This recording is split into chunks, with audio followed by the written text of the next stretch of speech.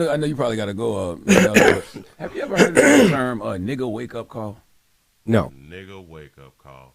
This is what you said to a 71-year-old man who been black all his life over the airways. A nigga, and I don't even use the N word. And I just had to damn use it by mistake on purpose. Got to be more careful. It is an incident where a person of color forgets that they are of color and are reminded rather brutally by an unexpected act of racism. Have you ever had any of those? Oh, brother. I'm just asking. Oh, brother, that's the stupidest shit. But all this is this. When you do not agree with the masses of black folks, you is a coon.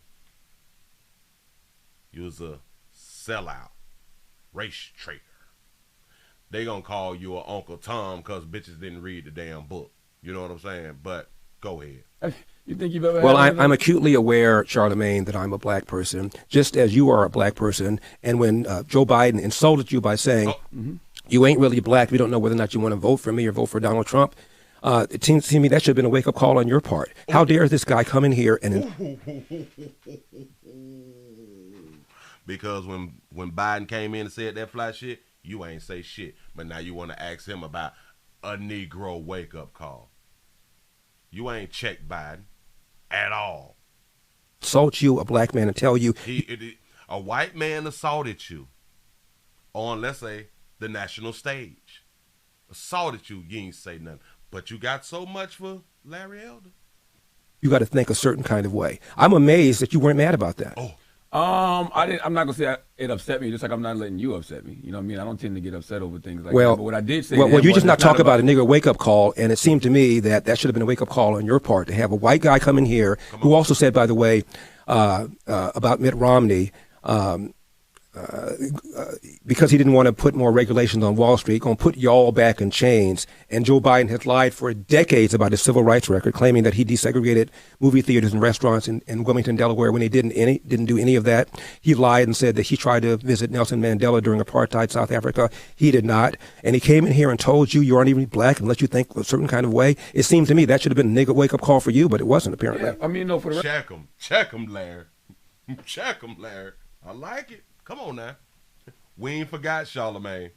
I'm not a Democrat or Republican. I didn't say you were. I think both. I don't know what you are. I never even asked you about your party affiliation. Yeah, I'm just saying, but you are black. Absolutely. And to have a white guy come in here and tell you have to say, think a certain kind of way, otherwise you, quote, ain't black? Wow. How should I have replied to him? What do you mean, how? Nigga, say so. Oh, excuse me. Oh. Say something. Rebut what a person saying. Hell, probably like the best response probably should have been, you should have asked him, well, did you say that to the Mexican community, the Asian community, the Jewish community, the white community? Did you say any of that to them? Well, if not, don't say that shit to me ever again. Or, hell, I'm going to show you how black I am. Because now I'm not voting for you. It would have been real simple to me.